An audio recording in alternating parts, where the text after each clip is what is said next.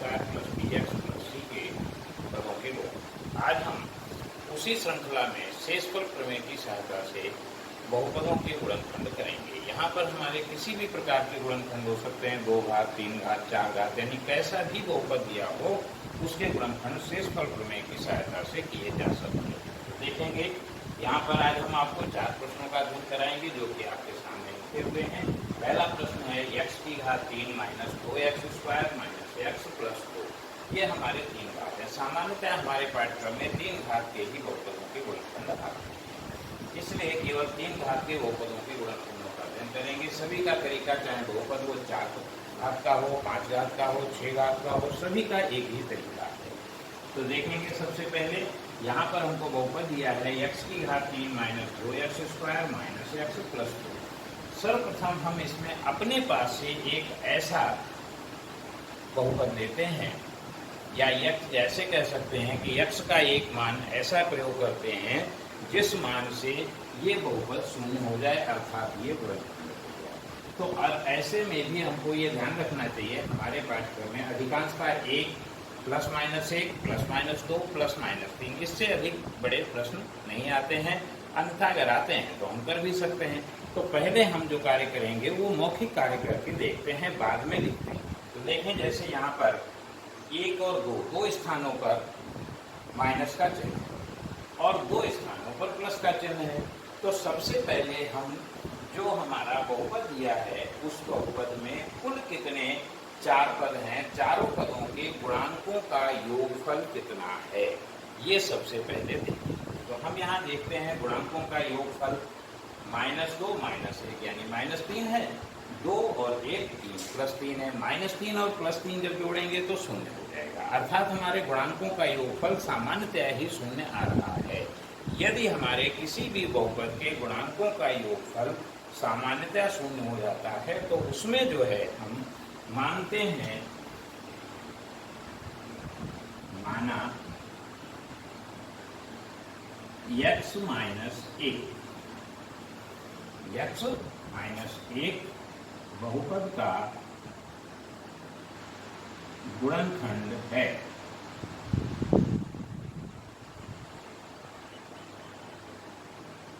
और तब इसमें x माइनस 1 बराबर 0 लेने पर ध्यान रहे ये माइनस का तभी लिया जाएगा जब गुणांकों का योगफल स्वतः ही शून्य है, उसमें कोई परिवर्तन, कोई किसी भी संख्या से गुणा या भाग करनी नहीं पड़ती है। तो उस स्थिति में x माइनस 1 बहुपद लिया जाता है और 0 लेने पर x बराबर 1 आ जाएगा। इसके बाद बहुपद में रखने पर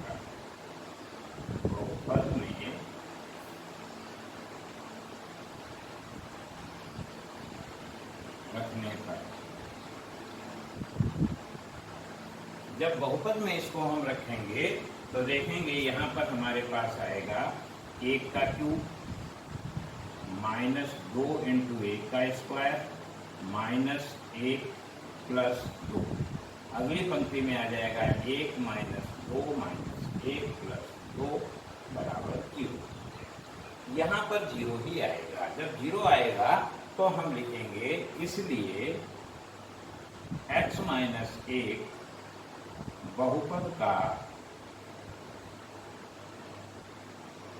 गुणनखंड है।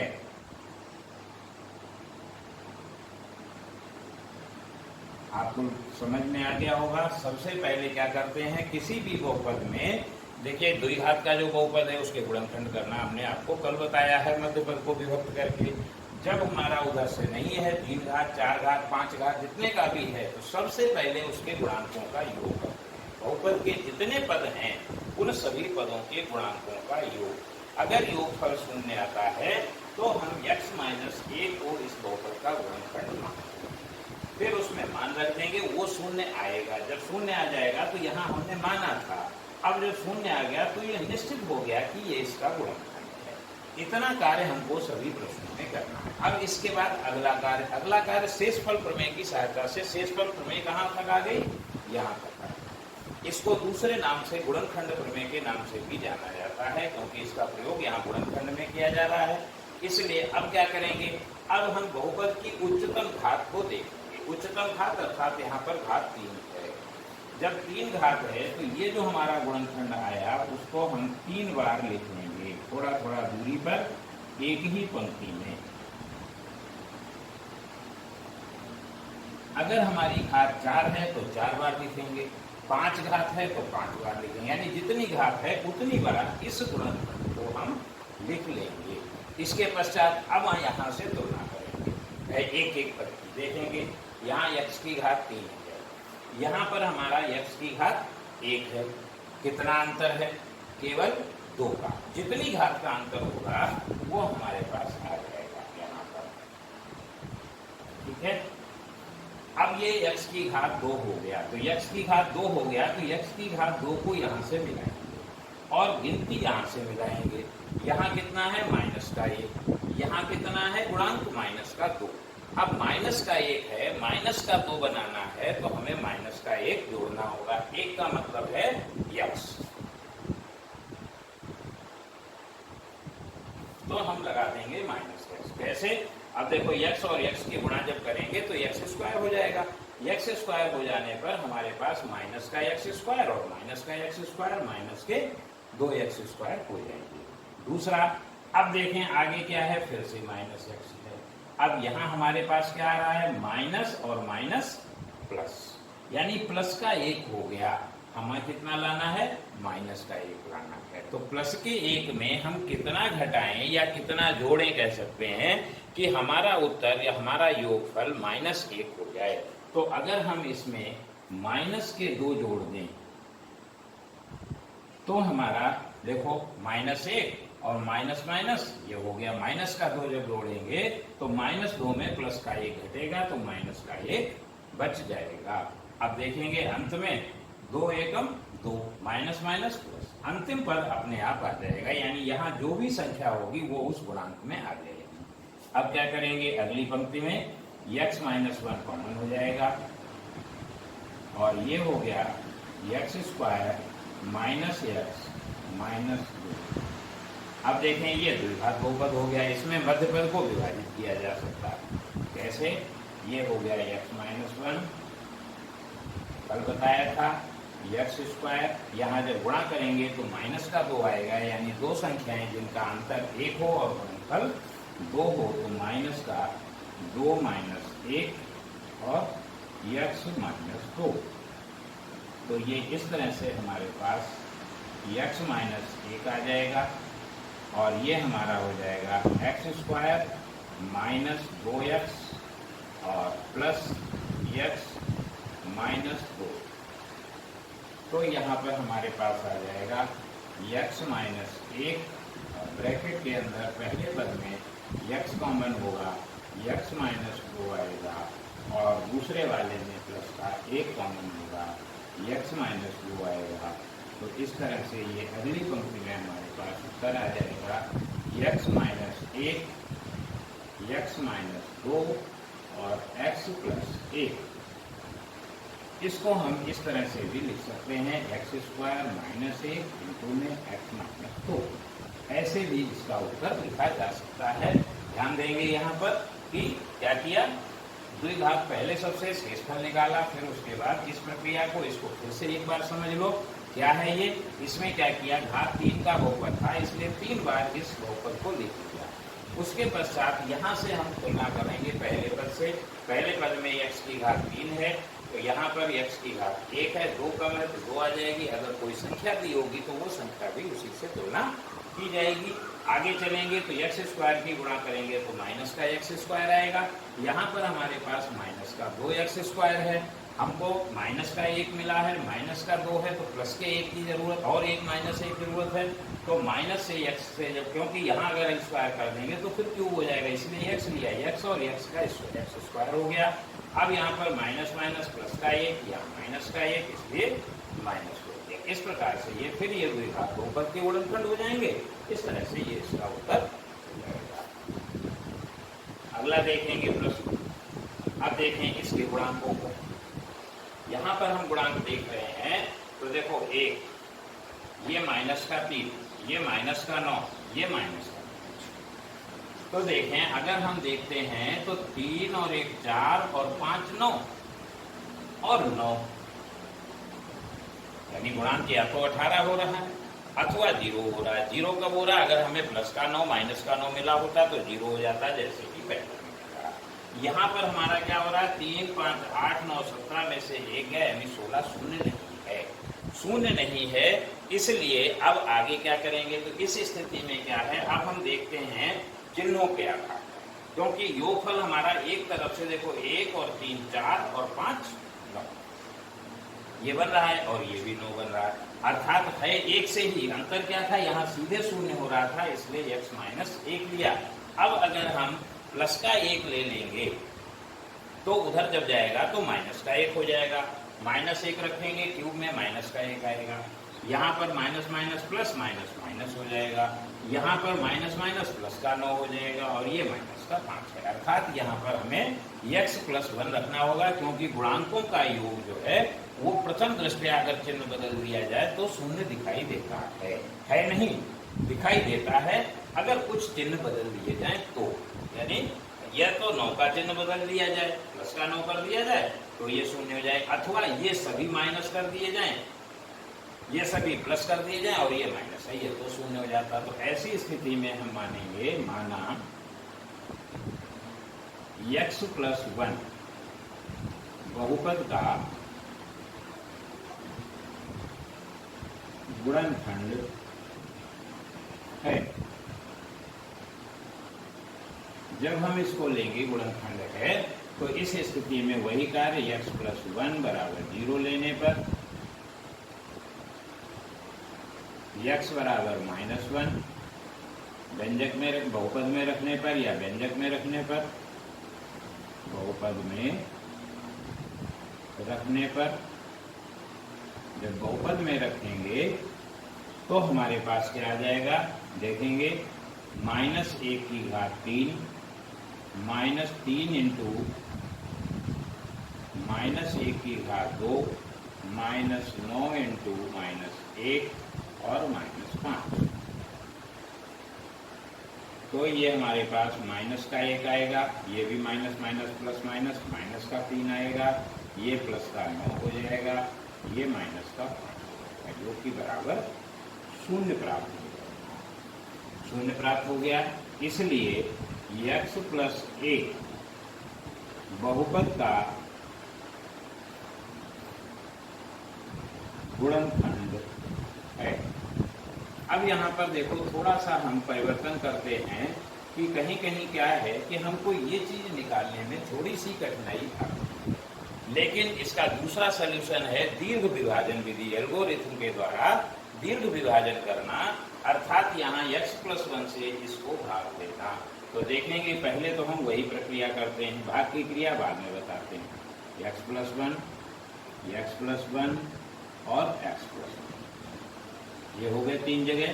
पहले का गुणांक 1 है तो x स्क्वायर हो जाएगा। अब हमको यहाँ क्या मिला? प्लस का 1, और यहाँ कितने हैं? माइनस के 3, यानी प्लस का 1 है, माइनस के 3 चाहिए, यानी 4 में से जब 1 घटाया जाएगा तो 3 बचेंगे, तो माइनस के 4 और x लेंगे। अब देखो 4 एकम 4 का है कि माइनस, यहाँ माइनस के 4 हो गए और यहाँ कितने हैं? माइनस के 9, अर्थात माइनस के 5 की और आवश्यकता है। 5 एकम 5, ये हिसाब हमारा मिल गया। तो देखेंगे, ये हमारा हो गया x प्लस 1 और x स्क्वायर -4x -5। अब इसमें आगे के गुणनखंड आप स्वयं कर सकते हैं, कल आपको बताए गए थे। यहाँ क्या कर लेंगे? 5 है गुणा 5 है और अंतर कितना है? 4। तो 5 एकम 5 होते हैं, 5 में से 1 घटाओगे 4 आ जाएंगे। तो इसलिए इस सवाल को आप स्वयं पूर्ण करेंगे। दूसरी बात जो हम बता रहे थे इसको निकालने की, तो देखेंगे अगर हम या करके x प्लस 1 से भाग दे दें x cube -3x square -9x -5, तो देखें पहली बार में x स्क्वायर जाएगा तो x cube -x plus x आएगा, घटाएंगे माइनस प्लस, ये कट गया, माइनस का 4x स्क्वायर आ जाएगा, माइनस के 9x उतार लेंगे, माइनस आया है तो माइनस 4x लग जाएगा, तो माइनस का 4x स्क्वायर और माइनस का 4x। तो देखें फिर चिन्ह बदलेंगे, ये कट जाएगा, ये हमारा माइनस का 5x बच जाएगा, माइनस का 5, अब केवल माइनस लगेगा। ये देखिए तो आपका माइनस का 5x माइनस 5 चिन्ह जब बदलोगे तो ये प्लस और ये दोनों कट गए, शून्य। इस प्रकार से ये जो चीज आती है ये हमारा भागफल होता है, इससे भाग देने पर भागफल ये है, तो ये कार्य करेंगे। ठीक है, समझ में आ गया। हम ऐसे भी, ये थोड़ी लंबी विधि है, इसमें भाग देना पड़ता है, हिसाब लगाना, ये साधारण सरल है। अब देखें तीसरे को अगर हम देखें, यद्यपि यहाँ पर ये जो 4 प्रश्न लगे हैं, लिखे हुए हैं, इन चारों प्रश्नों में लगभग गुणांकों का योगफल शून्य है या शून्य होता प्रतीत होता है। देखें यहाँ पर ये 13 है, ये 32 है, ये 20 है, ये 1, तो 1 और 13 14 हो गया, 14 और 32 कितना हो गया, 14 और 32 46 हो गया, 46 और 20 66 हो गया, योगफल तो 66 हो गया। अब थोड़ा सा चिन्हों को बदल करके देखो, सबसे बड़ा गुणांक 32 है और ये 20 है, ये 13 है, 20 और 13 को अगर हम जोड़ दें तो 33 बनता है, और 32 में 1 जोड़ दें तो 33 बनता है। यानी अगर चिन्ह बदल दिए जाएं तो योगफल शून्य प्राप्त किया जा सकता है। अब चिन्ह कैसे बदलेंगे? चिन्ह हमारे तभी बदलेंगे जब हम x + 1 को गुणनखंड मानेंगे, क्योंकि यहाँ सभी जगह प्लस है।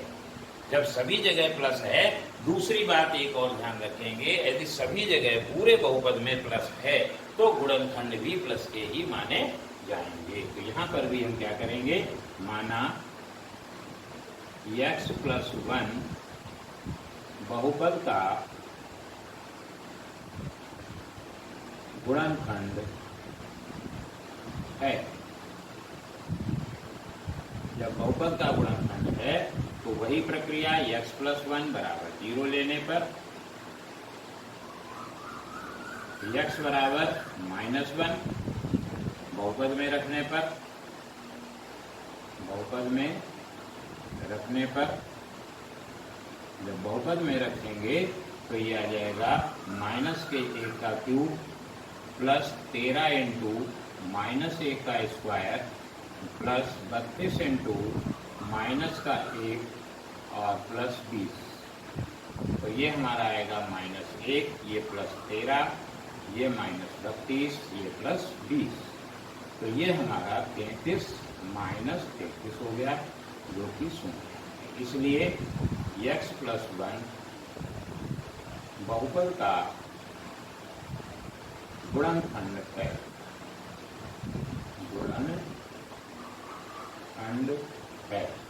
अब वही प्रक्रिया x + 1 इसको सीखें, ये थोड़ा सरल है और छोटा है, क्योंकि मुख्य उद्देश्य हमारा है प्रश्न को सही लगाना और कम समय में कम स्थान में हल करना। तो यहाँ 3 बार लिख देंगे, पहला तो वही x² आ जाएगा, दूसरा हमारा यहाँ पर देखें 1 है और यहाँ 13, अब इसमें हिसाब लगाने नहीं, सब प्लस है, इसलिए सीधा सीधा प्लस करना है, माइनस कहीं आना ही नहीं है। ऐसे प्रश्न एक सरल होते हैं, लेकिन अगर सब में माइनस है तो सारे माइनस होने पर हम उसको उस तरह से नहीं लेंगे, ताकि हमारी कोई भी प्रक्रिया ऐसी ना हो कि गलत हो। तो इस स्थिति में हम क्या करेंगे, ये x² हो गया, यहाँ पर 1 है, यहाँ 13 है, अर्थात हमें 12 की जरूरत है, तो ये हमारा 12x हो गया। इसके बाद देखें 12 एकम 12 होता है, ठीक है, ये प्लस का 12 हो गया। अब 12 की 1 से गुणा करेंगे तो 12 हो गया, यहाँ पर कितना है 32, तो 12 में कितना जोड़ना है कि 32 आ जाए, तो 12 में 32 में से 12 घटा देंगे, 20 निकल आएगा, तो प्लस का ये 20 हो गया। अब ये हमारे गुणनखंड हो गए, तो ये आ गया x + 1 और x² प्लस 12x प्लस 20। अब इसके हम द्विघात से गुणनखंड कर लेंगे, x + 1 यहाँ बड़े ब्रैकेट को x² गुणा 20 योग 12, तो 10 गुना 20 होता है, प्लस ब्रैकेट में 10 + 2 x प्लस 20, तो ये आ जाएगा हमारे पास x प्लस 1 और अंदर हो गया x square plus 10x plus 2x plus 20। जब कॉमन लेंगे तो x प्लस 1 ब्रैकेट के अंदर x कॉमन होगा, x प्लस 10 आएगा। अगली बार में 2 कॉमन होगा, x प्लस 10 आएगा। तो इस प्रकार से ये हमारा उत्तर आ गया x प्लस 1, x प्लस 2 और x प्लस 10। तो इस प्रकार से ये 3 प्रश्न हमने आपको हल करवाए हैं। चौथा प्रश्न जो है वो आपका ये लिखा हुआ है, इसको आप पूर्ण रूप से गृह कार्य में करेंगे और देखेंगे ये पहले प्रश्न से मिलता जुलता है, केवल गुणांक इधर उधर हो गए हैं। यहाँ पर 2 यहाँ हो गया है, तो देखें 2 और 1 3, 2 और 1 3, अर्थात योग गुणांकों का योगफल डायरेक्टली शून्य हो रहा है, अर्थात x माइनस 1 को मान करके जब चलेंगे तो ये प्रश्न हमारा हल हो जाएगा। ये आपका गृह कार्य में रहेगा। एक बार फिर ध्यान देंगे, क्या करना है, सबसे पहले गुणांकों को जोड़ना है। यदि गुणांकों का शेष योगफल शून्य है तो शून्य की स्थिति में x माइनस 1 माना जाएगा। परंतु यदि गुणांकों का योगफल शून्य नहीं है लेकिन कुछ परिवर्तन करने पर शून्य पाया जा सकता है, जैसे कि इन प्रश्नों में था शून्य नहीं था लेकिन थोड़ा सा परिवर्तन करने पर शून्य पाया जा सकता है, इस तरह से हम x प्लस 1 का प्रयोग करेंगे। और बड़ी संख्याओं में होंगे तो 2 पर चलेंगे, प्लस 2 और माइनस 2, उससे बड़े होंगे तो -3 प्लस 3। इससे अधिक बड़े संख्याओं का प्रयोग गुणनखंड में हमारे पाठ्यक्रम में फिलहाल नहीं। अगर आगे जाते हैं तो हम आगे बढ़ जाते हैं, वो क्रम से देखते रहते हैं, तो इसको ध्यान से देखेंगे, इसको लिखें और कार्य पूर्ण करेंगे। धन्यवाद।